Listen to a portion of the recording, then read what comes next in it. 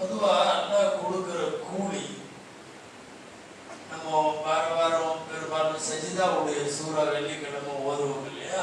சஜிதால இருந்து எந்திரிச்ச உடனே ஒரு வசனம் ஓதுவோம், தத்தஜாஃபா ஜுனூபுஹும் அப்படின்னு சொல்லி.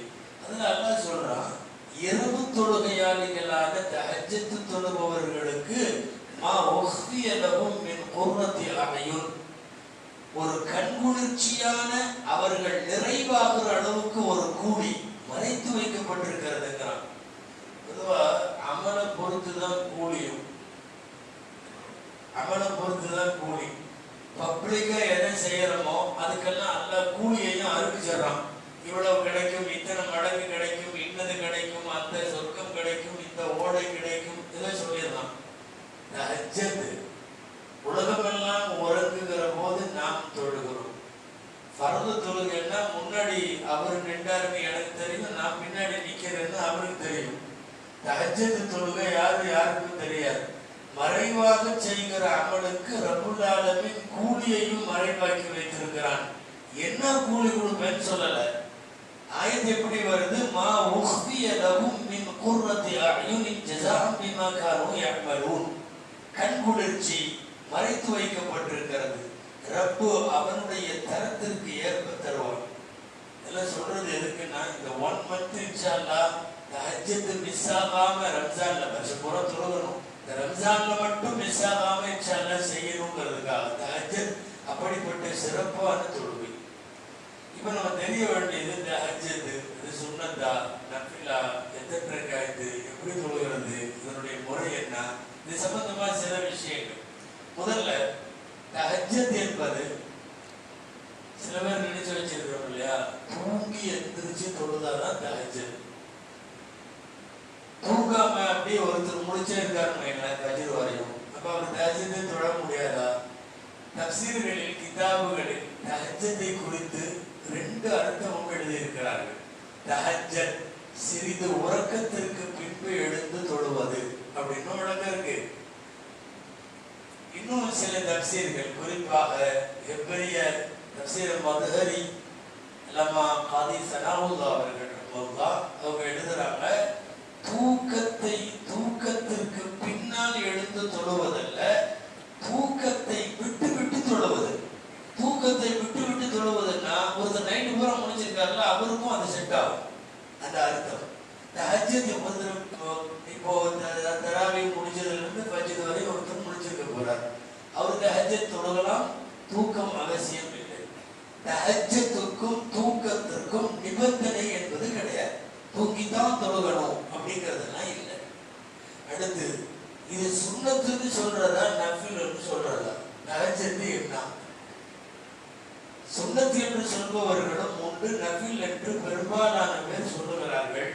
சுன்னத்துல சுன்னத்து முஅக்கதாவா, சுன்னத்து முஅக்கதான்னு எதுக்கு சொல்லுவது தெரியுமா? சக்தி வாய்ந்த சுன்னத்து. அப்படி எதுக்கு தெரியுமா அந்த பேரு? காலமெல்லாம் ரசூல் ஸல்லல்லாஹு அலைஹி வஸல்லம் ஒரு விஷயத்தை விடாம செஞ்சுட்டு வந்து ரொம்ப அசாதாரணமான நேரத்துல மட்டும் 1-2 டைம் விட்டுருக்காங்க. மீதி வாழ்க்கை பூரா எதை கரெக்டா செஞ்சாங்களோ அதுக்கு பேர் சுன்னத்தே முஅக்கதா. தஹஜ்ஜத் சுன்னத்தே முஅக்கதா என்று எழுதுகிறார்கள் மார்க்க அறிஞர்கள். உமர் ரலியல்லாஹு அன்ஹுடைய மகன் அப்துல்லாஹ் இப்னு உமர் ரலியல்லாஹு இடையில கொஞ்ச நாள் தஹஜ்ஜத் கரெக்டா தொழுதுட்டே வந்தவங்க இடையில வந்து விட்டுட்டாங்க. தஹஜ்ஜத் தொழுது பழக்கமாகி அவங்க விட்டுட்டாங்க. ஏதோ ஒரு பேச்சு வரும்போது, அவங்களுடைய சகோதரி தான் ரசூல் ஸல்லல்லாஹு அலைஹி வஸல்லம் மனைவி, ஒரு வகையில சொல்ல போனா அவர் வந்து மச்சின முறை வேணும். அவர் தொழுதுட்டு இருந்தவரை அவர் விட்டுட்டாரா இல்லையா? அதை நபி ஸல்லல்லாஹு அலைஹி வஸல்லம் பேசும்போது ஒரு தடவை இப்படி சொல்லிட்டார், கண்ணு ஷைத்தான யபூலு ஃபீ உதுமி, அவரோட காதுல ஷைத்தான் சிறுநீர் கழிக்கிறான்னு சொன்னாங்க. தூங்குறாரு, தொழுகாம எந்திரிச்சு அவரு தூங்குறாருன்றதுக்காக காதுல சிறுநீர் கழிக்கிறான் அப்படின்னு சொன்னாங்க. என்ன எழுதுறாங்க கிதாபுகள்னா, இந்த அளவுக்கு கடுமையான வார்த்தை சாதாரண ஒரு நஃபில் தொழுகையை பத்தி எல்லாம் சொல்ல மாட்டாங்க ரசூலுல்லாஹ். அது ஒரு உபரியான எக்ஸ்ட்ராவான அப்படிங்கிற வார்த்தை. இது சுன்னத்து முஅக்கதா, இது சக்தி வாய்ந்த சுன்னத்து, அதனால தான் அப்படி சொன்னாங்க அப்படின்னு ரசூலுல்லாஹி ஸல்லல்லாஹு அலைஹி வஸல்லத்திற்கு தஹஜ்ஜுத் ஃபர்லாக இருக்கு. ரசூலுல்லாஹ் நமக்கு தான் சுன்னத்தா நஃபிலான்லாம் பேசணும்.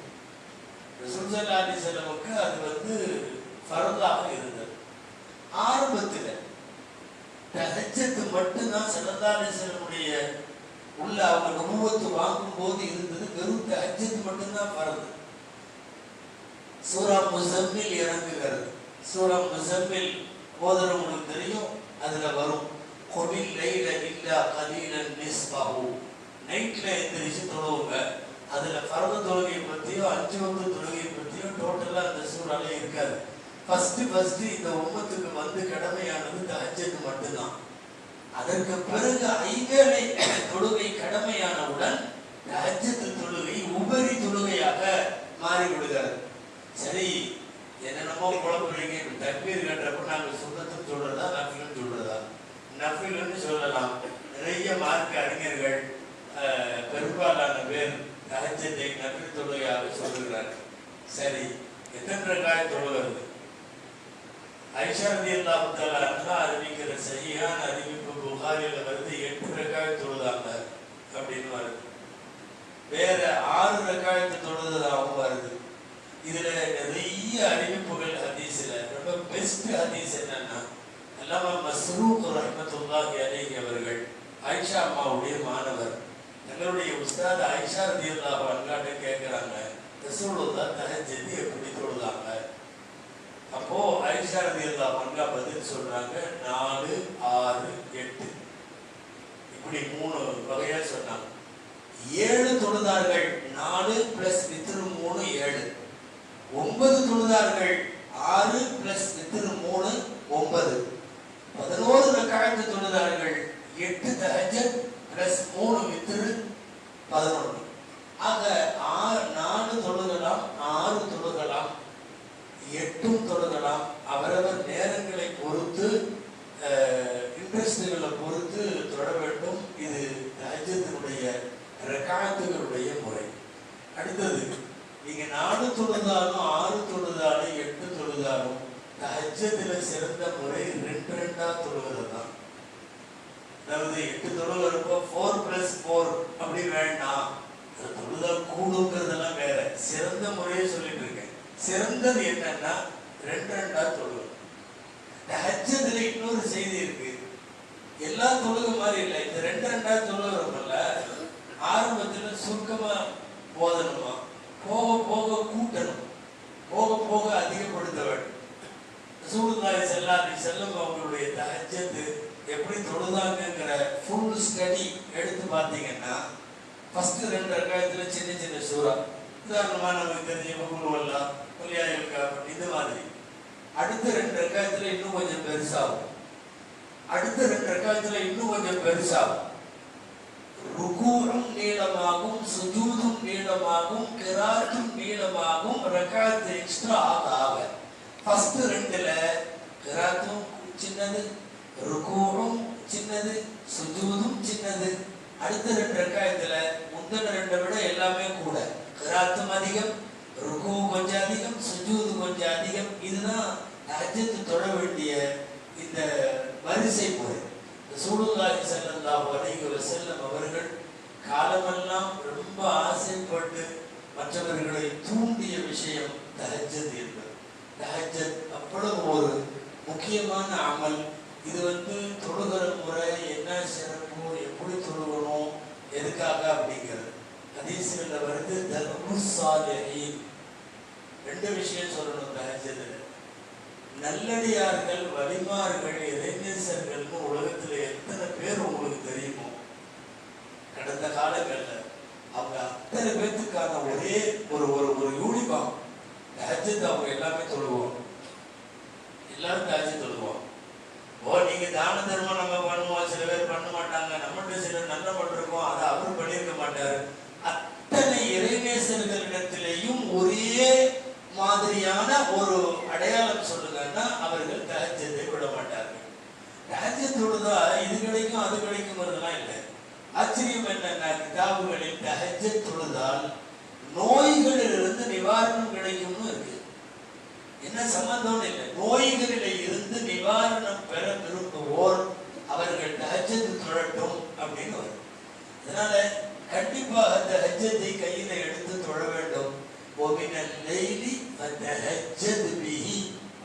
ரசூலுக்கு உத்தரவு, நபியே நீங்க தஹஜ்ஜத் தொழுவுங்க.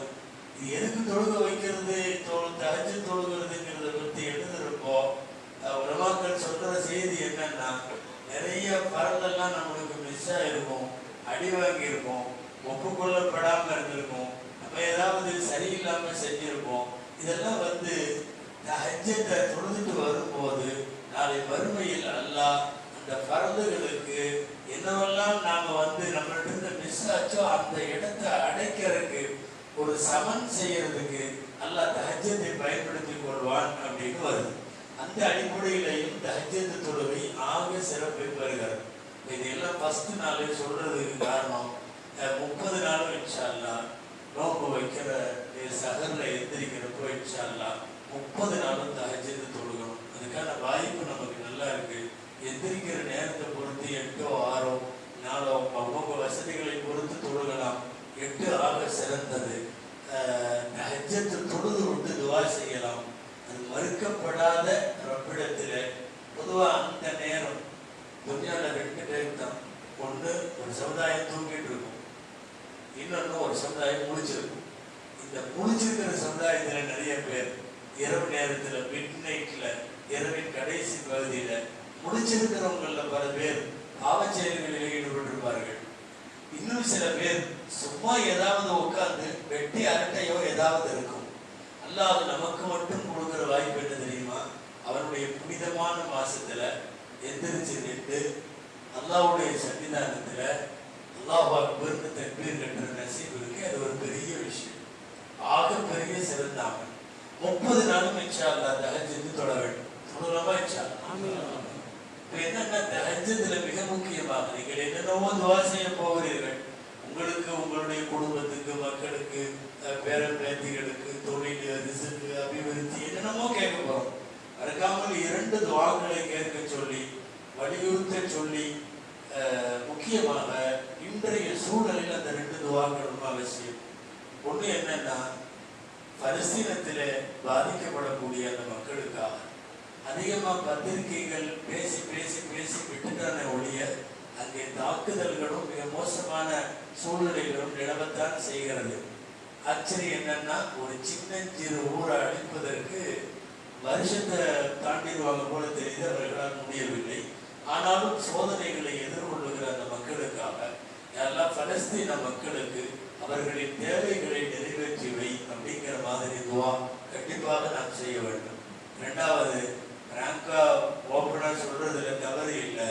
இந்தியாவை பொறுத்தவரை முஸ்லிம்களாக இன்னும் சிறுபான்மையினர் இனத்த மக்களுக்கெல்லாம் பாதுகாப்பு தரக்கூடிய வகையில ஒரு ஆட்சி அமையப்பெற வேண்டும் என்பதற்கான துவாவும் தஹஜ்ஜத்ல செய்யணும். இந்த 2 துவாவும் இந்த டைம்ல ரொம்ப முக்கியமான துவாக்கள். ஒன்று நம்முடைய இந்திய அளவிலான துவா, இன்னொன்று சர்வதேச இஸ்லாமிய சமூகத்தினுடைய துவா. உலகம் முழுக்க பலஸ்தீனுக்காக துவா செய்கிறார்கள். நாம் நம்முடைய நாட்டில் ஒரு ஆட்சி மாற்றத்தினுடைய சூழ்நிலையும் அதற்கான தேர்தல்களும் பல்வேறு விஷயங்களும் எதிர்வரும் நாட்களில் சந்திக்க இருக்கிற சூழ்நிலையில் இந்த ரமதான் நமக்கு ரொம்ப முக்கியமானது. அந்த அடிப்படையில் இந்த 2 துவாக்களையும் உங்களுடைய 30 நாளும் தஹஜ்ஜத்தில் எல்லா துவாக்களையும் கேளுங்கள். அல்லாஹ் நம்முடைய துவாக்களை கபூல் செய்வானாக. பெருமையவர்களே, புனித ரமதானுடைய முதல் நாள் என்று முதல் நாளிலே தராவியோடு நம்முடைய விவாதத்தை ஆரம்பித்திருக்கிறோம். ஏதாவது ஒரு சின்ன சதகா ஏதாவது செய்யலாம்.